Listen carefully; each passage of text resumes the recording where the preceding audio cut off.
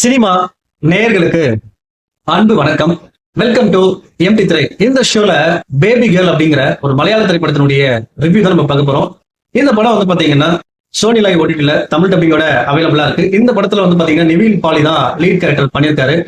இந்த படம் எப்படி இருக்கு, இந்த படத்தினுடைய கதை என்ன, இந்த படம் ரசிகர்களை கவர்ந்துச்சா இல்லையா அப்படிங்கிறத பார்க்கலாம் வாங்க. இந்த படத்தினுடைய கதை அப்படின்னு பாத்தீங்கன்னா திருவனந்தபுரத்துல உள்ள ஒரு அரசு மருத்துவமனையில பிறந்த 3 நாளே ஆன ஒரு பெண் குழந்தை மர்மமான முறையில காணாம போகுது. சோ இதே ஆஸ்பத்திரியில நம்ம நாயகன் வந்து பாத்தீங்கன்னா ஒரு அட்டெண்டரா வேலை பார்த்துட்டு இருக்காரு. இவர் சரியான நேரத்துல அந்த வேலைக்கு போகாததுனால சோ இவர் மீது அந்த சந்தேகமும் பழியும் விழுது.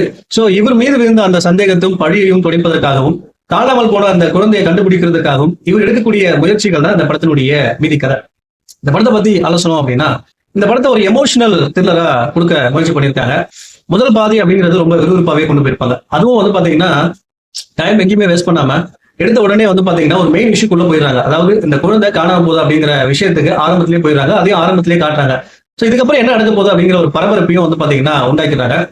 சோ இதுக்கு பிறகு இந்த குழந்தை யார் கடத்தினா அப்படிங்கிற ஒரு விஷயத்தையும் வந்து பாத்தீங்கன்னா உடனே ரிவீல் பண்றாங்க. சோ இதுக்காக கடத்தினாங்க அப்படிங்கிற ஒரு விஷயத்த வந்து பாத்தீங்கன்னா கடைசி வரைக்கும் மெயின்டைன் பண்ணிருப்பாங்க. அதுவுமே ஒரு பரபரப்பான ஒரு இன்ட்ரெஸ்டிங்கான விஷயமா கொண்டு போயிருந்தாங்க. பட் இதுக்கு பிறகு காட்டின விஷயங்கள் சீன்ஸ் எல்லாமே வந்து பாத்தீங்கன்னா ஒரு மாதிரி இழுவையா கொண்டு போயிருந்தாங்க அப்படின்னு தான் சொன்னோம். இரண்டாம் பாதி பெரிய அளவுல சுவாரஸ்யமோ பரபரப்பு எதுவுமே இல்லை. ஆனா அங்கங்கே ட்விஸ்ட் வைக்கிற அப்படிங்கிற பேர்ல ஒரு சில விஷயங்கள் பண்ணிருக்காங்க. அதை ஈஸியா நம்மளால ப்ரெடிக்ட் பண்ண முடியுது. கடைசி 20 நிமிஷம் அப்படிங்கிறது வந்து பாத்தீங்கன்னா ஒரு மாதிரி ட்விஸ்ட் அண்ட் டர்னிங்கோட ஒரு மாதிரி பரபரப்பா கொண்டு போயிருப்பாங்க. அது ரொம்ப இன்ட்ரெஸ்டிங்காவே முடிச்சிருந்தாங்க அப்படின்னு தான் சொன்னோம். சோ அதே டோனோட கடைசி வரைக்கும் கொண்டு போயிருந்தாங்க அப்படின்னா இந்த படம் நிச்சயமா வேற லெவல்ல இருந்திருக்கும்.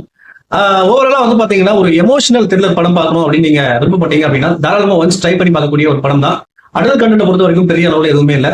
தாராளமா நீங்க பார்க்கலாம். இந்த படத்துக்கு எப்படி கொடுக்குற ரேட்டிங் 5 to 2.7. அடுத்த வருஷத்துல சந்திக்கிறேன். நன்றி, வணக்கம்.